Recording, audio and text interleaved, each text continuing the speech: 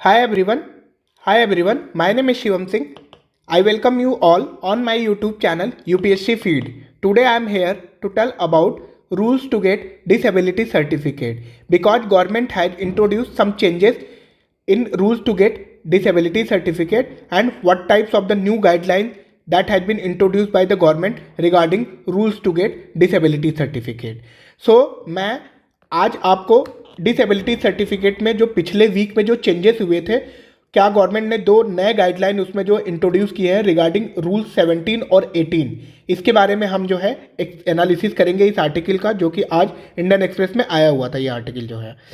अब इसके बाद जो है बिफोर मूविंग अहेड हम क्या करते हैं, एक बार जो है डिसेबिलिटीज पर्सनस के बारे में उनका डेटा देखते हैं कि उनका न्यूमेरिक डेटा कितना है, स्टैटिक पोर्सन हमारे कंट्री में उनकी कितनी स्टैटिस्टिक क्या है, उसके बारे में हम एक बार थोड़ा ब्रीफिंग लेते हैं। उसके बाद फिर हम आर्टिकल को एनालिसिस करेंगे।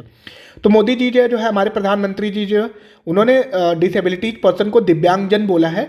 तो दिव्यांगजन 2011 के सेंसस के हिसाब से देखा जाए तो 2.68 करोड़ उनकी जो है पॉपुलेशन है अभी, जो कि रिसेंट में अभी जो सेंसस होना चाहिए वो कंडक्ट हुआ नहीं था ड्यू टू कोविड के वजह से। तो ये डेटा जो है अभी चेंज हो जाएगा जब हमारा नया सेंसस हमारे सामने आएगा।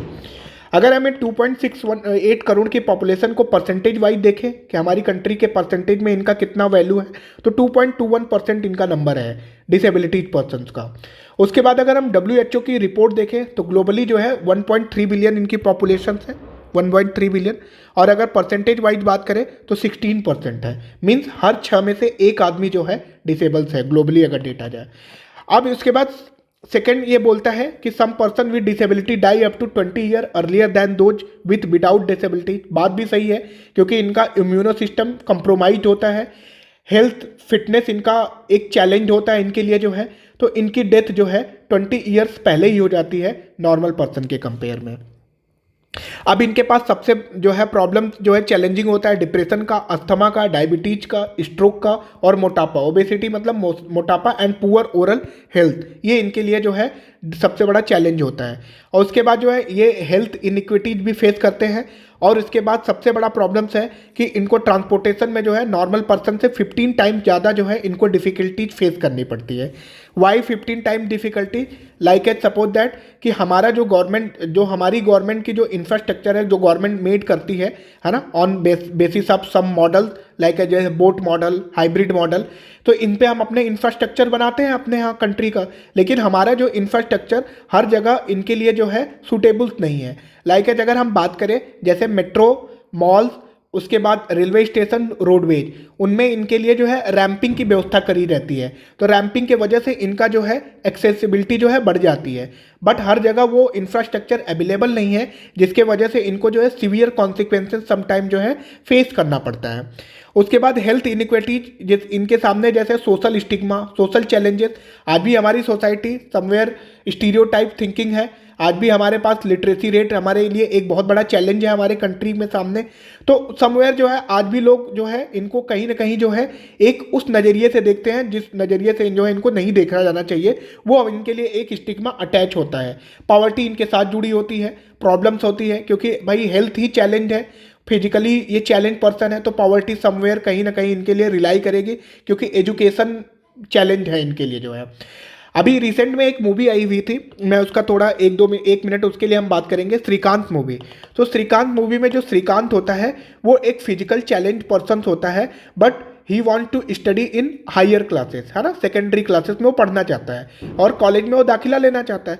बट प्रॉब्लम्स ये होता है कि वहाँ का जो ये एजुकेशन सिस्टम है वो उसको अलाउ नहीं करता है due to his condition.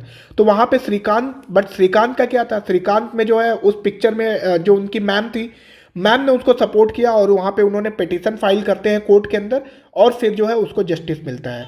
But हमारे कंट्री के अंदर वो अभी सिस्टम इस लेवल का नहीं है, बट मूवी ने एक अच्छा सिनेरियो दिया था दिव्यांगजन के लिए। तो हो सकता है हमारी गवर्नमेंट और इनके लिए ज़्यादा काम करे ताकि हम जो है इनको एक इकोनॉमिकल पर्सन जो है हम इनको बना सके।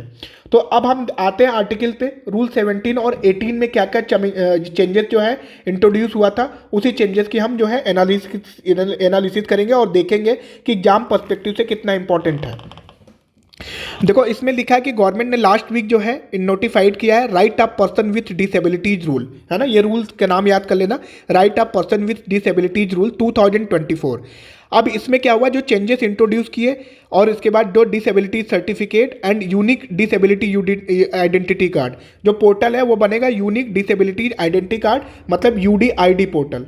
तो आप ये यूडीआईडी पोर्टल को जो है आप याद रखिएगा, क्योंकि समवेयर प्रीलिम्स में एक क्वेश्चन बन जाएगा कि recently UDID portal is in news, it is related to, है ना। तो आप जो है इसको याद कर लीजिएगा, एक लर्न कर लीजिएगा, क्योंकि ये न्यूज में है अभी जो है।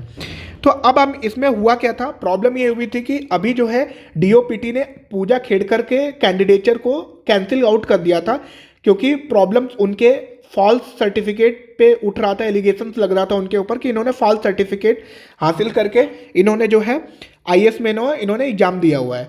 तो उसके बाद से जो है ये डीओपीटी जो है अपने गवर्निंग मैकेनिज्म को स्ट्रेंथन करने के लिए रूल्स ऑफ जो है डिसेबिलिटी सर्टिफिकेट, कैसे डिसेबिलिटी सर्टिफिकेट में क्या अमेंडमेंट होना चाहिए, क्या चेंजेस होना चाहिए, उसको गवर्निंग स्ट्रक्चर को स्ट्रेंथन करने के लिए ये रूल्स जो है इन्होंने इंट्रोड्यूस किए हैं। तो अब जो है क्या क्या अमेंडमेंट इंट्रोड्यूस किया गया है, जो अमेंडमेंट इंट्रोड्यूस किया गया वो रूल 17 और 18 में। तो रूल 17 जो है रिलेट करता है मोड ऑफ एप्लीकेशन, है ना, किस आपके एप्लीकेशन का मोड क्या रहेगा, अप्लाई करने का मोड क्या रहेगा, है ना। उसके बाद कौन सी अथॉरिटी को अप्लाई करना है, कौन सा डॉक्यूमेंट आपको सबमिट करना है, ये रूल 17 बताता है। रूल 18 ये बताता है कि आपको जो है आपका जो डिसेबिलिटी सर्टिफिकेट है, एक बार अगर वो प्रोसेस्ड हो जाए, एक बार उसका एप्लीकेशन भेजा जाए उस पर्टिकुलर कॉम्पिटेंट अथॉरिटी को, उसके बाद जो है कितना टाइम लगेगा यूडीआईडी सर्टिफिकेट को रिसीव होने में। अब इसमें हम आगे देखते हैं कि what are the changes in these processes. जो इसमें जो चेंजेस किए गए रूल 17 में रिगार्डिंग द एप्लीकेशन प्रोसेस, इसमें ये सबसे ज़्यादा इंपॉर्टेंट है। जो पर्सन विथ डिसेबिलिटीज है ना, जो डिसेबल्ड पर्सन है, उसको जो अपना सर्टिफिकेट जो है ऑनलाइन यूडीआईडी पोर्टल पे जो है सबमिट करना पड़ेगा। लाइक जैसे ई श्रम पोर्टल पे जो अनएम्प्लॉयमेंट पीपल जो है जैसे रजिस्टर्ड करते हैं अपने पर्टिकुलर डॉक्यूमेंट के साथ, वैसे ही यूडीआईडी पोर्टल जो गवर्नमेंट ने बनाई है उस पर्टिकुलर पोर्टल पे हमें जो है ये डेटा जो है प्रोसेस करना पड़ेगा, हमें सबमिट करना पड़ेगा। और उसके बाद जो अमेंडमेंट को जो है एक स्टैट्यूटरी बैकिंग दी गई है, जो हमारा यूडीआईडी कार्ड है ना, उसको स्टैट्यूटरी मतलब उसको लीगली अथराइज्ड किया है, क्योंकि गवर्नमेंट ने जो है एक पर्टिकुलर लॉ पास करके जो है एक एग्जीक्यूटिव ऑर्डर से इन्होंने लॉ पास किया हुआ है, इस वजह से इनको स्टैट्यूटरी बैकिंग दी गई है। उसके बाद जो है अर्लियर रूल जब 2017 में जब नोटिफाई किया गया था, तो सबमिशन का मोड ओनली डिजिटल मीडियम था, है ना, पोर्टल नहीं था उस टाइम पे, एक पर्टिकुलर डेडिकेटेड पोर्टल नहीं बनाया गया था, जो 2017 में हुआ था। और उसमें उस टाइम पे यूडीआईडी कार्ड जो है, मैंने वही बोल रहा हूँ कि पर्टिकुलर स्पेसिफाइड नहीं था, मेंशन नहीं था। फिर अनदर चेंज क्या है एप्लीकेशन में, कि अब एप्लीकेशन जो है आपको एक पर्टिकुलर मेडिकल अथॉरिटी जो भी आपके डिस्ट्रिक्ट में रहेंगे, आपको जो है जहाँ पे वो पर्टिकुलर डिस्ट्रिक्ट में जहाँ पे आप रहते हो, एप्लीकेंट को बोला गया है, आप जहाँ पे रहते हो जिस पर्टिकुलर डिस्ट्रिक्ट में, उस पर्टिकुलर डिस्ट्रिक्ट के जो कॉम्पिटेंट जो मेडिकल अथॉरिटी है, आपको उसको सबमिट करना पड़ेगा। अब इंपॉर्टेंट ये हुआ कि रूल्स ने did not stress the need to submit the application only to competent medical authorities, है ना। जो अर्लियर वर्जन था वो पहले ये नहीं अलाउ करता था कि आपको कॉम्पिटेंट मेडिकल अथॉरिटी को ही ये जो है सबमिट करना पड़ेगा, उसमें अर्लियर वर्जन में ये रूल नहीं आया हुआ था। अब इसके बाद रूल 17 क्लॉज 2 क्या बोलता है कि एप्लीकेशन को जो है, अब आप जो एप्लीकेशन जो सबमिट करेंगे उसके साथ आपको अपनी प्रूफ ऑफ आइडेंटिटी और आपका जो फोटो है वो 6 महीने से पुराना भी नहीं होना चाहिए, विद आपका आधार नंबर के साथ आपको ये चीज़ें सबमिट करनी पड़ेगी।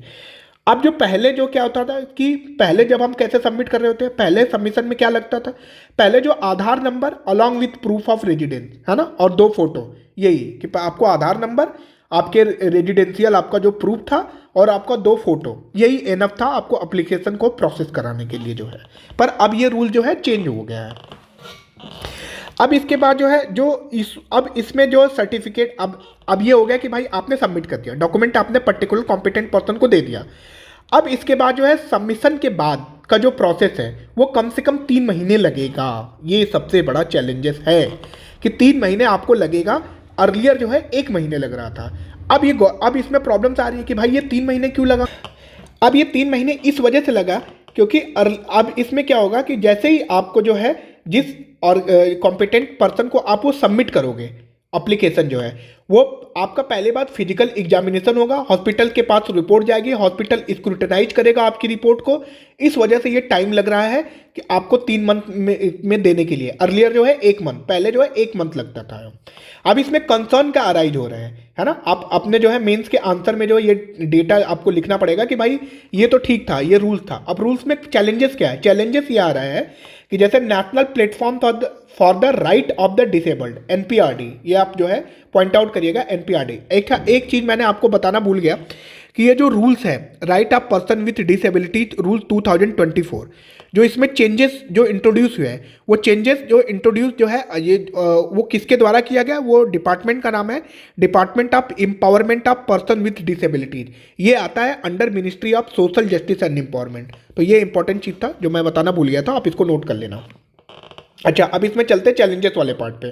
भाई चैलेंजेस वाले पार्ट पे हम ये आते हैं कि जो national platform for the right of disabled है ना, एक प्लेटफॉर्म है जो डिसेबल्ड पर्सन के राइट के लिए बात करता है। उसने ये पॉइंट किया है कि जो यूडीआईडी पोर्टल पे जो हम ये सबमिट कर रहे हैं, है ना, मतलब जो भी अपना डॉक्यूमेंट सबमिट कर रहे हैं लाइक आधार, फोटो और अपना प्रूफ ऑफ रेजिडेंस, ये डिसेबल्ड पर्सन को सबमिट करना पड़ रहा है। तो इसका मतलब ये हो गया कि national platform for the right of disabled ये बोल रहा है कि इसका मतलब अगर हम एप्लीकेशन डिजिटली या पर्टिकुलर पोर्टल पे हम सबमिट करते हैं तो इट मीन्स कि हम जो है कंफर्टेबल हो गए हैं डिजिटल मीडिया के साथ। सबसे बड़ा चैलेंजेस है क्योंकि आज भी हमारे यहाँ इंटरनेट पेनिट्रेशन बहुत लो है ना, रिमोट एरिया में एक्सेस नहीं है, इलेक्ट्रिसिटी का वहाँ पे उतना एक्सेस नहीं है, तो इंटरनेट तो बहुत दूर की बात है।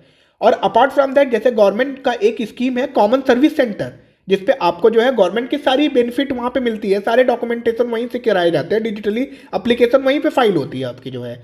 तो वो कॉमन सर्विस सेंटर जो है हर रिमोट एरिया में सबसे बड़ा चैलेंज है वहाँ पे जाने आने के लिए जो है। उसके बाद आगे क्या चैलेंजेस है?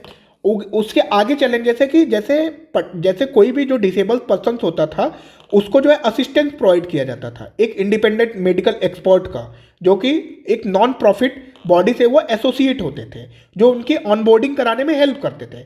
बट अब गवर्नमेंट ने बोला कि नहीं भाई, अब डिसेबल पर्सन को यूडीआईडी पोर्टल पे वो सारी चीज़ें करनी पड़ेगी। इट मीन्स कि उनका असिस्टेंस वाला जो है मीडिएशन वहाँ पे भी गवर्नमेंट ने ख़त्म कर दिया, है ना। कहीं ना कहीं इनके लिए एक सबसे बड़ा चैलेंजेस है क्योंकि वो उनको इम्पेथाइज करते हैं, इम्पेथाइज तरीके से वो सारी चीज़ें स्मूथली कंडक्ट कराते हैं। तो गवर्नमेंट ने वो भी राइट जो है इनका ले लिया, अब अगर हम यूडीआईडी पोर्टल के थ्रू वो करवा रहे हैं तो।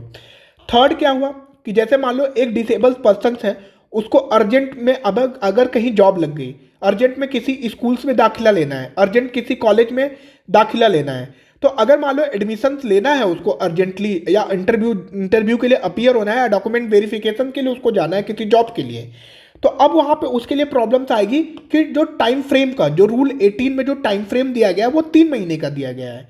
बट लेकिन अर्जेंट में अगर हम चाहिए, अगर मान लो किसी को अर्लियर जैसे 1 मंथ था तो ठीक था कि कहीं ना कहीं चलो 1 महीने के अंदर वो चीज़ें आ जाएगी।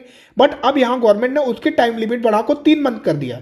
तो 3 मंथ अगर हम बढ़ाने के बाद तो हमें क्या करना होगा, वो एडमिशन, वो जॉब इंटरव्यू, डॉक्यूमेंट वेरिफिकेशन, उसमें कहीं ना कहीं एक बहुत बड़ा चैलेंज देखने को मिलेगा, है ना। तो यह हो सकता है कि उनकी जॉब भी चली जाए क्योंकि अर्जेंट में अगर हम रिक्वायरमेंट रहेगा अर्जेंटली हम दे नहीं पाएंगे क्योंकि गवर्नमेंट का रूल बोल रहा है कि 3 महीने लगेगा, है ना। ये सबसे बड़ा प्रॉब्लम्स है। उसके बाद जो है एनपीआरडी ये भी बोल रहा है, जो national platform for the right to disabilities, कि भाई जो फोटो है वो आपकी 6 महीने से पुरानी नहीं होनी चाहिए। अगर रूल 17(2) को हम फिर से देखें, क्लॉज 2 को, उसमें बोल रहा है कि प्रूफ ऑफ आइडेंटिटी जो आपको सबमिट करना पड़ेगा और फोटो जो आपको यहाँ पे सबमिट करना पड़ेगा वो 6 मंथ से पुरानी नहीं होनी चाहिए, है ना।